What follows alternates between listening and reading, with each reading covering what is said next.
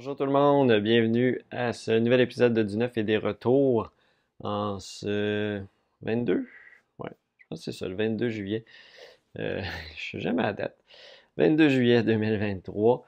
Euh, cette semaine assez tranquille au niveau des nouveautés. Hier, on a eu une soirée de jeu à la pioche, on a joué à Woodcraft et il y a une autre table qui a joué à Roa. Et plusieurs autres petits jeux, je pense qu'ils ont joué aussi à Le Roi est mort, King Domino, puis Salade de points. Ils ont quand même réussi à jouer à beaucoup de petits jeux pendant qu'on faisait une partie de Woodcraft, qui est, soit dit, excellent en passant. J'ai vraiment apprécié ce jeu-là. Sinon, du côté du podcast, c'était le 25e et dernier épisode de la saison 1 du podcast où j'ai répondu à plusieurs questions provenant de vous. Donc, merci à tous ceux qui ont posé des questions. Et si vous en aviez posé, ben, j'y ai répondu dans cet épisode-là.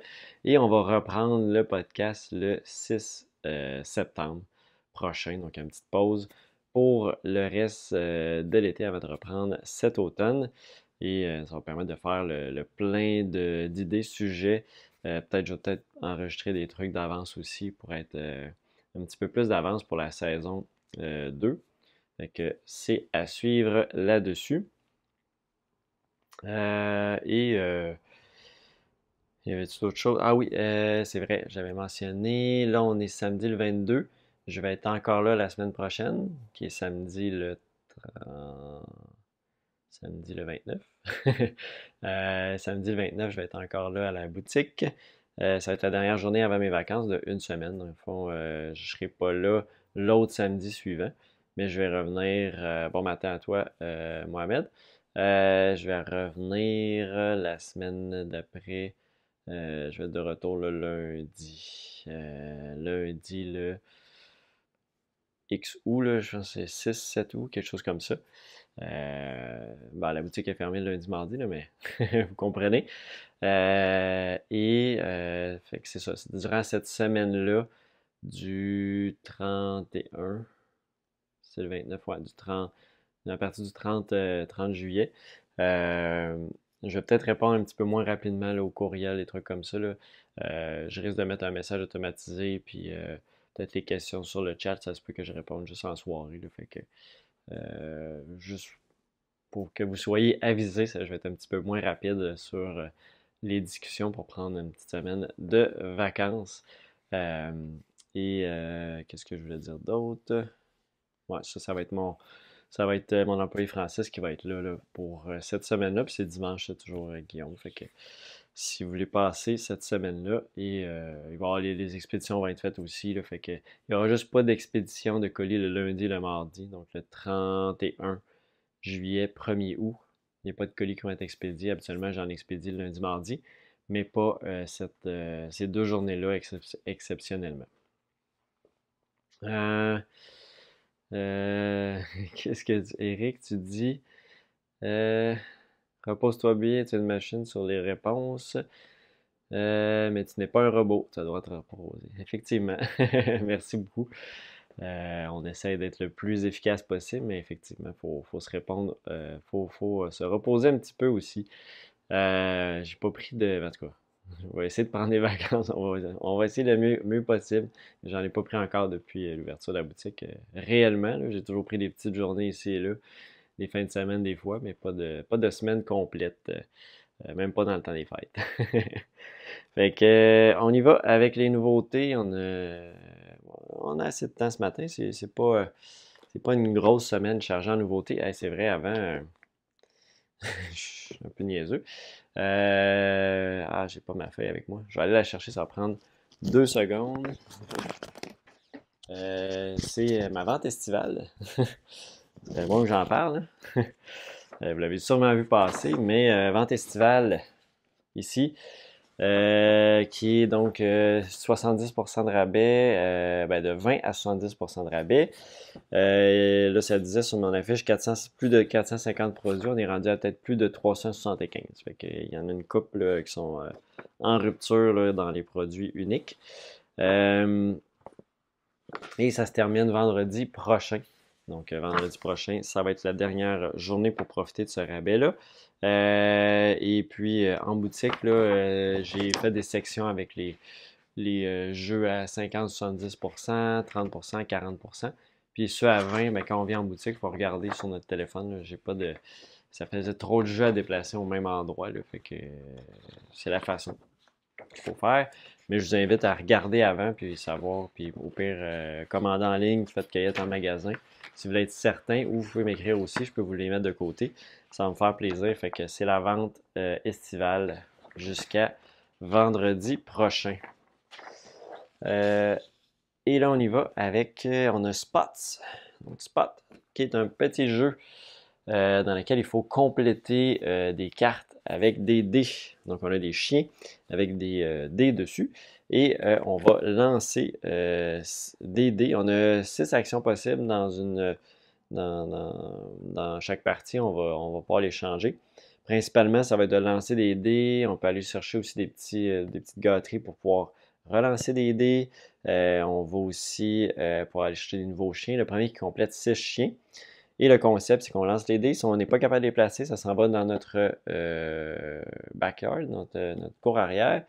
Et si jamais dans notre cour arrière, on a une valeur de plus que 7 en dés, bien on buste et tous les dés qui sont sur des chiens s'en vont. Donc, il faut les avoir sécurisés, les avoir complétés avant, si on ne veut pas tout perdre. Et c'est comme ça que ça fonctionne. Tout simplement, le premier qui complète 6 chiens remporte la partie. C'est 30 minutes par partie, 1 à 4 joueurs pour Spots, qui est en anglais en passant, j'ai peut-être pas mentionné. On a aussi Super Mega Lucky Box. Super Mega Lucky Box, qui est en français. Même si c'est tout des mots en anglais. C'est 8 ans et plus, 20 minutes, 1 à 6 joueurs. C'est super méga, ça peut être en français. Super méga boîte chanceuse, on va l'appeler comme ça. Dans le fond, principalement, on va retourner une carte et sur nos cartes de bingo, on va cocher un des chiffres qui a été révélé. On essaie de faire des lignes, des colonnes pour gagner des bonus qui va nous permettre de rejouer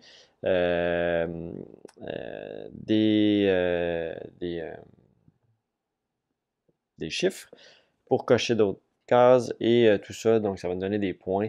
Plus on va faire de cartes, plus on va aller chercher des toiles. On accumule comme ça des points tout au long de la partie. C'est pas plus compliqué que ça. Je me souviens plus quand ça se termine. Je pense qu'on a un certain nombre de cartes qu'on va passer. De mémoire, c'est ça. Et tout le monde joue en même temps. Fait que c'est assez intéressant. Pour Super Mega Lucky Box, c'est Phil Walker Harding qui est derrière ça, donc un auteur à succès. Derrière Sushi Go, Bar and Park, plein de choses, plein d'affaires. Fait que c'est ça pour Super Mega Lucky Box. On a The Mine, le devin. The Mine, le devin, qui est un jeu dans lequel c'est The Mine en fait, mais dans lequel vous allez avoir un joueur qui, à chaque branche, va être un devin. Le devin a le droit de regarder un certain nombre de cartes avant le début de la manche et va noter un des chiffres sur une petite plaquette. Et donc, ça va aider un petit peu les joueurs. Les joueurs, ensuite de ça, vont placer face cachée les cartes dans l'ordre numérique, sans se parler, juste avec le temps. Après ça, le devin regarde les cartes. Si elles sont dans l'ordre, c'est réussi. On passe au niveau suivant. Si elles ne sont pas dans l'ordre, s'il y a des erreurs, on perd une vie. Et après ça, le devin peut écrire un autre chiffre sur la petite plaquette et on refait le niveau, tout simplement. Donc, c'est le domaine le devin. On essaie de passer jusqu'au niveau 12. Je pense qu'il y a un niveau, on peut se rendre aussi jusqu'au niveau 18 là, en ligne. Là, il y a des façon de se rendre à 18 niveaux. Fait que c'est The Mine, le devin. Bon, ils sont tous pas mal ici. On va y aller avec ça ici, qui est Terra Nova, version française. Donc Terra Nova, version française, qui est la version simplifiée de Terra Mystica. Donc dans laquelle vous allez avoir votre plateau de joueurs, les bols de pouvoir, les bâtiments à construire. On tente de faire une espèce de réseau de bâtiments pour débloquer des cités qui vont nous donner des pouvoirs. Il y a des actions spéciales, il y a des bonus de fin. Je sais pas s'il y en a dans lui. Des bonus de fin de partie, fin de manche, ouais, je pense qu'ils sont ici. 5 manches de jeu, des points pour les réseaux à la fin. Fait que c'est vraiment un Terra Mystica simplifié, tout simplement. Donc c'est Terra Nova. C'est quand même 60 à 90 minutes, malgré tout, mais un peu plus court, 2 à 4 joueurs, 12 ans et plus, puis il y a des variantes avancées pour 2 joueurs. On peut jouer un petit peu plus avancé à 2 joueurs. On a aussi des boîtes d'extension campagne pour Horror Arkham, le jeu de cartes. Ici, c'est le cercle brisé. C'est l'extension campagne. Donc, on l'a en français et on l'a en anglais ici. De mémoire, un peu comme toutes les boîtes campagne, je pense que ça doit être 5 ou 6, 8, certain nombre de campagnes. J'essaie de voir. Dans le fond, ben, ouais, ça comprend tout ce qu'il y avait dans le. Dans le fond, c'est une refonte du cycle qu'il y avait déjà eu dans les anciens formats de Circle Undone, le cercle brisé. Mais ça ne me dit pas il y en avait combien, mais ça comprend tout ce qu'il y avait avant. C'était comme par petits paquets. Fait que là, c'est tout dans la même boîte que vous allez retrouver ça. On a également le pire jeu du monde. Le pire jeu du monde, qui est ici un jeu de Élise Gravel. Peut-être que ceux qui ont des enfants connaissent bien, avec une patate à vélo.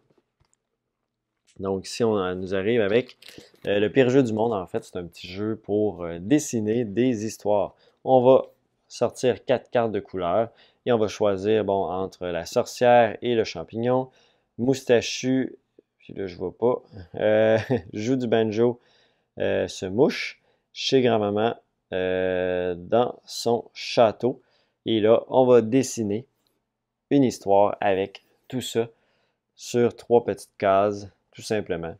Et c'est comme ça, l'histoire la plus n'importe quoi remporte, on va dire, la manche. Fait que c'est pas plus compliqué que ça, un petit jeu de dessin de 2 à 28 joueurs, 20 minutes. 7 ans et plus pour le pire jeu du monde. On a aussi Chaotique.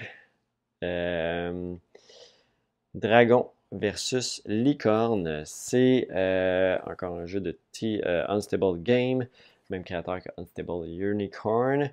C'est T-Tortle qui est derrière ça. Et en gros, c'est un jeu dans lequel on va avoir les dragons qui se battent contre les licornes dans un jeu de tic-tac-toe un peu spécial. On va avoir des objectifs, donc des endroits sur une grille de tic-tac-toe à contrôler. Dès qu'on réussit à compléter 3 des objectifs, on remporte la partie. Il y a des cartes pour un peu nuire à l'adversaire, jouer sur des secteurs. Fait que c'est comme ça que ça va fonctionner avec Dragon versus Licorne pour KO. Tic. Et finalement, les charlatans, la Megabox. Il m'en reste juste une, j'en ai peut-être pas commandé assez. Les Megabox, c'est toujours embêtant à quel point ça va pogner. Ça reste un jeu hyper populaire, là, les charlatans de Belcacel, mais souvent le monde a le jeu de base aussi. Hein. Donc là, est-ce que tu veux avoir les 2 extensions, tout ça dans la même boîte, qui est quand même assez grosse? Moins grosse que si vous avez toutes, mais c'est un autre format. Hein? C'est un format fait sur le long. Il me reste seulement une boîte avec un petit dommage, là. Ici, ouais, on le voit peut-être pas, là, mais elle est poquée sur un des côtés. Donc, c'est pas un gros dommage, mais je préfère vous en avertir. Donc, c'est les charlatans, la Megabox. Donc, on inclut les sorcières sans mêle et les alchimistes dans toute cette grosse boîte-là pour bien ranger le tout. Vous voyez un petit peu tout le contenu qu'on peut retrouver dans toutes les extensions, dans les deux extensions, plus le jeu de base. Fait que c'est les charlatans, la Megabox, c'est quand même assez lourde. Voilà pour ça. Et on va terminer avec 3 retours en stock. On a le retour en stock de District Noir, petit jeu à 2 joueurs, super apprécié, qui est, on va enlever le son sur mon ordi, qui est le petit jeu à 2 joueurs, comme je mentionnais, dans lequel on va tenter de faire le plus de points en créant des séries de cartes de couleurs ou en contrôlant les 3 lieux stratégiques. Et comment ça fonctionne, c'est qu'on joue une carte à tour de rôle, mais on peut décider aussi de récupérer les cartes de la rivière de cartes où on a posé nos cartes. Et c'est comme ça qu'on accumule les cartes pour faire les points, mais on peut juste le faire une fois par manche, fait qu'il y a un aspect tactique d'essayer de mettre des appâts parce qu'il y a des plus de points qu'on peut donner, des points gratuits ou des points négatifs. Fait que c'est un peu comme ça que ça va se passer pour District Noir. C'est des parties de 15 minutes, 10 ans et plus, 2 joueurs pour ça ici. Et on a aussi le retour de Résistance. En fait, retour nouveauté, là, c'est sorti 2 semaines, je pense, 2-3 semaines. J'en avais plus en stock, donc j'en ai encore de nouveau avant que ça soit plus disponible. Donc c'est la lutte contre Franco, jeu uniquement solo, dans lequel vous allez tenter de renverser donc, le régime franquiste et de lutter contre le régime franquiste. C'est un jeu dans lequel vous allez jouer des cartes de différents maquis. Et ces maquis-là vont, vont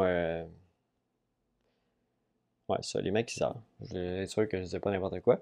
On peut soit les mettre qui restent cachés ou qui sont révélés. Quand ils sont révélés, on ne peut plus les jouer de la partie. Ben, il y a une façon d'aller en récupérer, là, mais ils ne reviennent plus dans notre deck. Et quand ils sont, puis il y a souvent des pouvoirs plus puissants. Et quand ils sont cachés, ben, on a des pouvoirs moins puissants, mais permettent quand même de continuer la partie. On va se battre sur différents lieux. On peut faire différents scénarios pour réussir à remporter la partie, on va dire ça comme ça. On peut jouer en mode standard, il y a une échelle de points, dépendant quand on décide d'arrêter la partie. Et donc, dans les différents lieux, on va envoyer un certain nombre de maquis et on va tenter d'éliminer des personnages, des, des, des personnes du régime franquiste. Ça peut être des soldats, des durs à cuire, des geôliers.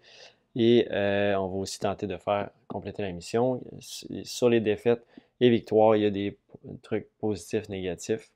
Et on essaie de ne pas faire mourir trop de civils non plus, parce que ça nous fait perdre également la partie. Donc c'est Résistance, petit jeu ici, solo.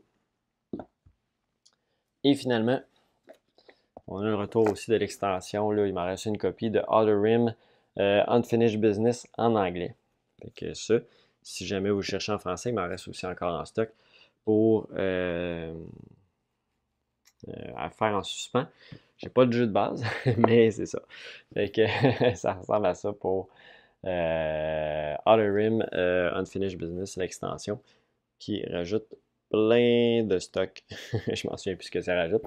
Fait que c'est de retour aussi. Et ça fait pas mal le tour pour cette semaine. Donc, on va se revoir, comme je disais, la semaine prochaine, avant que je parte en vacances. Et sur ça, mais merci beaucoup d'avoir été là. C'est la vente qui se poursuit. Donc, vous pouvez soit passer en magasin, en ligne. On va expédier ça lundi si vous passez en ligne. Fait que merci beaucoup et bye bye à la semaine prochaine.